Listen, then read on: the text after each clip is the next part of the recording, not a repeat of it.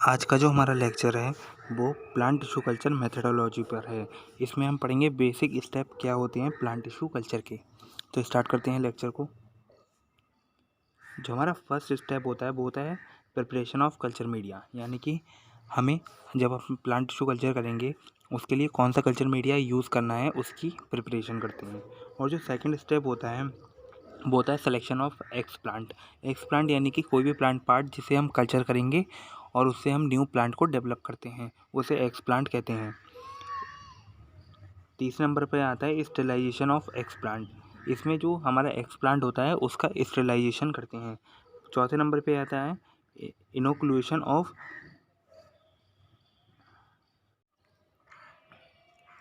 अब हमारा चौथे नंबर पे आता है इनोकुलेशन ऑफ एक्सप्लांट। और जो फिफ्थ नंबर है वो है incubation of explant. Six number पे आता है regeneration of explant. Seventh number पे हार्डनिंग ऑफ एक्सप्लांट। और जो एट्थ नंबर है वो है प्लांटलेट ट्रांसफ़र। ठीक है, इन सभी स्टेप्स को हम आगे डिटेल में पढ़ते हैं।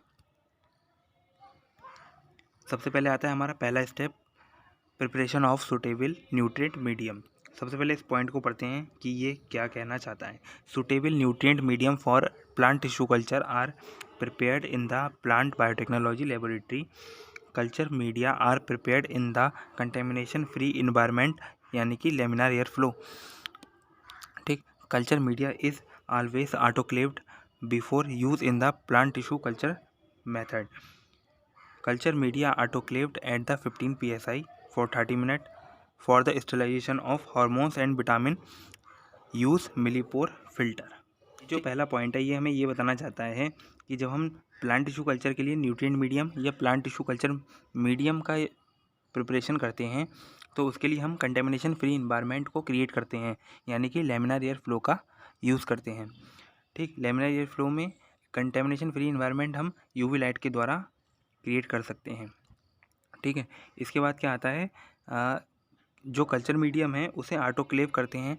जब हम प्लांट टिश्यू कल्चर करने जाते हैं तो उससे पहले अगर हम कल्चर मीडिया का यूज़ करते हैं तो उससे पहले हम उसे ऑटोक्लेव कर देंगे। ऑटोक्लेव करने का मीनिंग यही है कि अगर उसमें कोई माइक्रोब्स आ गए हैं तो उसे रिमूव किया जाए या उसे कल्चर मीडिया को कंटेमिनेशन फ्री बनाया जाए। ठीक, इसी के लिए हम ऑटोक्लेव की प्रोसेस करते हैं। ऑटोक्लेव 30 मिनट तक होता है। जो प्लांट टिश्यू कल्चर में सबसे ज़्यादा यूज़ होने वाला कल्चर मीडिया है वो एमएस कल्चर मीडिया है। तो एमएस कल्चर मीडिया में बहुत सारे माइक्रो और मैक्रो न्यूट्रिएंट यूज़ होते हैं, तो इनकी जो वेइंग है वो बिल्कुल परफेक्ट होनी चाहिए, वरना जो कल्चर मीडिया है वो ख़राब हो जाता है और जो उससे प्लांट जब हम उसमें प्लांट को ग्रो करते हैं तो वो परफेक्ट प्लांट ग्रोथ नहीं दिखाता है। ठीक है, उसके अलावा क्या है, अगर हम कल्चर मीडिया में एमएस कल्चर मीडिया में यूज़ होता है बहुत सारे विटामिन्स का और हार्मोन्स का। ठीक, तो इसके स्टेलाइजेशन के लिए हम मिलीपोर फिल्टर का यूज़ करते हैं।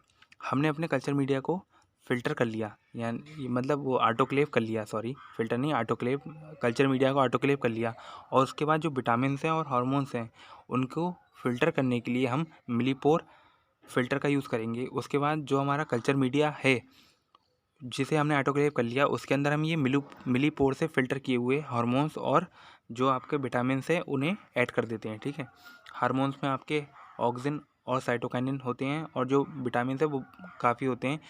अब मूव करते हैं नेक्स्ट स्लाइड पे।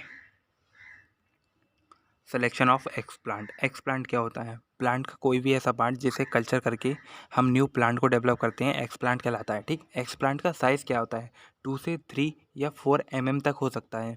ये एक्सप्लांट क्या हो सकता है, रूट हो सकती है, शूट हो सकती है या आपकी कोई भी प्लांट लीफ हो सकती है। ठीक है, एक्सप्लांट का साइज़ 2 से 3 या 4 mm तक होता है। तो इसको हम क्या करते हैं, सेलेक्ट करते हैं। सिलेक्शन कैसे करते हैं, हम कोई भी एक हेल्दी प्लांट को सेलेक्ट कर लेते हैं और उस हेल्दी प्लांट से ही हम एक्सप्लांट को लेते हैं। तो ये हमारा एक्सप्लांट सिलेक्शन कहलाता है। एक्सप्लांट सिलेक्शन बहुत ज़रूरी होता है क्योंकि अगर हमने एक ऐसा प्लांट सेलेक्ट कर लिया जिसमें डिसीज़ बहुत सारी हैं तो जो हम कल्चर करके हम न्यू प्लांट डेवलप करेंगे वो भी उसमें भी हमें डिसीज़ देखने को मिल सकती हैं। ठीक है, तो अब मूव करते हैं नेक्स्ट स्लाइड पे। इसमें आता है स्टेलाइजेशन ऑफ एक्सप्लांट। एक्सप्लांट का स्टेलाइजेशन यानी कि जो हमने प्लांट पार्ट लिया है जिसे हम कल्चर करके न्यू प्लांट बनाएंगे उसका स्टेलाइजेशन बहुत ज़रूरी होता है क्योंकि कोई भी प्लांट पार्ट है आप उस पर देखोगे बहुत सारे सॉइल पार्टिकल जमे रहते हैं। ठीक, और उस पर बहुत सारे माइक्रोब्स भी होते हैं और वो वैसे भी एयर में रहता है। एयर वैसे ही थोड़ी बहुत कंटेमिनेटेड होती ज़रूर है, कहीं की भी हो। तो उस कंटेमिनेशन को दूर करने के लिए हम स्टेरिलाइजेशन की जो प्रोसेस है वो करते हैं। तो जो प्लांट यानी कि एक्सप्लांट के केस में होता है, हम उसके लिए केमिकल स्टेरिलाइजेशन का यूज़ करते हैं। केमिकल स्टेरिलाइजेशन में हम 2-3 डिसइंफेक्टेंट एजेंट होते हैं जिनका यूज़ किया जाता है। जो सबसे पहला है वो है सोडियम हाइपोक्लोराइट। इसका यूज़ सबसे ज़्यादा वाइडली किया जाता है, मतलब सबसे ज़्यादा इसी का यूज़ किया जाता है। जब मैंने स्टेरिलाइजेशन किया था तो इसी केमिकल के द्वारा किया था। और जो दूसरा है वो है मर्क्यूरिक क्लोराइड। इसके द्वारा भी जो है एक्सप्लांट का स्टेरिलाइजेशन होता है। ठीक, जब हमने केमिकल स्टेरिलाइजेशन कर लिया उसके बाद हम अपने एक्सप्लांट को 5 से 6 बार या 7 बार डिस्टिल्ड वाटर से वॉश करते हैं। इसका जो रीज़न है वो ये है कि जब हम एक्सप्लांट को इन केमिकल से वॉश करते हैं तो क्या होता है, इसके कुछ पार्टिकल हमारे एक्सप्लांट पर रह जाते हैं। तो उन्हें हटाने के लिए हम वाटर यानी कि डिस्टिल्ड वाटर का द्वारा इसका वॉशिंग करते हैं। हम मूव करते हैं नेक्स्ट स्लाइड पे। इसमें आता है इनोकुलेशन ऑफ एक्सप्लांट या ट्रांसफ़र ऑफ एक्सप्लांट। जो हमारा स्टेराइल एक्सप्लांट है या स्टेरिलाइज्ड जो हमारा एक्सप्लांट होता है, इसको हम ट्रांसफ़र करते हैं कहाँ पे, न्यूट्रिएंट मीडियम। ये सॉलिडिफाई भी हो सकता है या लिक्विड फॉर्म में भी हो सकता है। ठीक है, अब क्या होगा, ये ट्रांसफ़र करते हैं तो यहाँ पर इसके द्वारा कैलस को डेवलप होता है। ठीक है, कल्चर मीडिया में जब हम अपने एक्सप्लांट को ट्रांसफ़र कर देते हैं तो हमारा कैलस डेवलप होता है। ठीक, ये जो पूरी प्रोसेस है हमारी लेमिनार एयर फ्लो में होती है जिसके द्वारा हमें कंटामिनेशन फ्री इन्वायरमेंट मिलता है।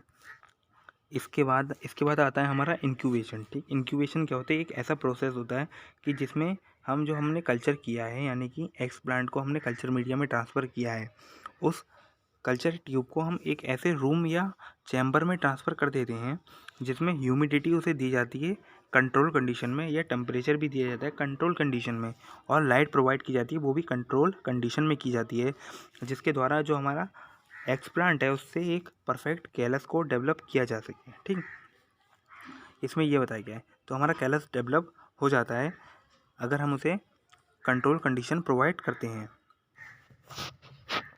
अब इंक्यूबेशन के बाद आता है हमारा रीजनरेशन। रीजनरेशन में क्या होता है, देखिए हमने कैलस को डेवलप कर दिया। ठीक, अब इस कैलस से हमें रूट और शूट डेवलप करनी है। रूट और शूट डेवलप करने के लिए अलग अलग कल्चर मीडिया में हमें ट्रांसफ़र करना पड़ता है कैलस को। ठीक है, अब अगर हमने ऐसे कल्चर मीडिया में ट्रांसफ़र किया जिसके अंदर ऑक्सीजन और साइटोकाइनिन हाई रेशियो में है, मतलब ऑक्सीजन और साइटोकाइनिन अधिक मात्रा में है उसमें ऐड कल्चर मीडियम में, तो हमारी जो है रूट डेवलप हो जाएगी। ठीक, तो हमारी रूट डेवलप होती हैं। अगर हमने ऐसे कल्चर मीडिया में ट्रांसफ़र किया कैलस को जिसमें क्या कहते ऑक्सीजन और साइटोकाइनिन लो अमाउंट में है, तो हमारा शूट रीजनरेशन हो जाएगा। ठीक है, रूट और शूट रीजनरेशन हो गया। ठीक, इसके बाद क्या होगा, रूट शूट रीजनरेशन होने के बाद जो आपका tube plant tissue culture tube में जो आपका प्लांट होता है उसे हम प्लांटलेट कहते हैं, क्योंकि ये प्लांट जो है हमारा टेस्ट ट्यूब में सक्सेसफुली ग्रोथ दिखाता है। इसी कारण ये हमारा एक्स प्लांट से कैलस बना, और कैलस को जब हमने दूसरे कल्चर मीडिया में ट्रांसफ़र किया तो उसे रूट शूट का रीजनरेशन हुआ। इसके बाद हमारा ये प्लांटलेट बन जाता है। ठीक, इस प्लांटलेट को जब हम सॉइल में ट्रांसफ़र कर देते हैं तब हमारा एक परफेक्ट प्लांट डेवलप हो जाता है। अब जो हमारा 7वें नंबर आता है वो है हार्डनिंग। हार्डनिंग कौन सी प्रोसेस है, जब हमारा प्लांटलेट है यानी कि जो प्लांट हमारे कल्चर ट्यूब में है वो वाला जो प्लांट है उसको हम नेचुरल इन्वायरमेंट में थोड़ा सा दिखाते हैं, यानी कि उसे उसमें रख देते हैं नेचुरल इन्वायरमेंट में। ठीक है, एडेप्टेशन उसके अंदर डेवलप करते हैं ताकि वो नेचुरल कंडीशन में ग्रो होगा या नहीं हो पाएगा। ठीक है, तो इस चीज़ को हम हार्डनिंग की प्रोसेस कहते हैं। ठीक, इसके बाद हमारा आता है प्लांटलेट ट्रांसफ़र इनटू सॉइल। जब ये प्लांटलेट हमारा सॉइल में ट्रांसफ़र हो जाता है तब ये एक प्रॉपर प्लांट बन जाता है। हार्डनिंग के प्रोसेस के बाद प्लांटलेट जो हमारा है उसे हम ग्रीन हाउस या फील्ड ट्रायल के लिए भेज देते हैं। ग्रीन हाउस आपको पता होगा, ग्रीन हाउस में हम प्रोपागेशन के द्वारा प्लांट को डेवलप करते हैं, ये वही ग्रीन हाउस है। तो उसमें हम इसे लगा देते हैं, या फिर हम इसे फील्ड ट्रायल यानी कि किसी भी सॉइल में लगा देते हैं ग्रोथ देखने के लिए इस प्लांटलेट की। ठीक है, अगर ये प्लांटलेट ठीक से ग्रोथ दिखा देता है तो ये एक प्रॉपर प्लांट बन जाता है। ये पूरी प्रोसेस थी हमारी प्लांट टिश्यू कल्चर का, एक बेसिक जो आइडिया होता है वो था ये।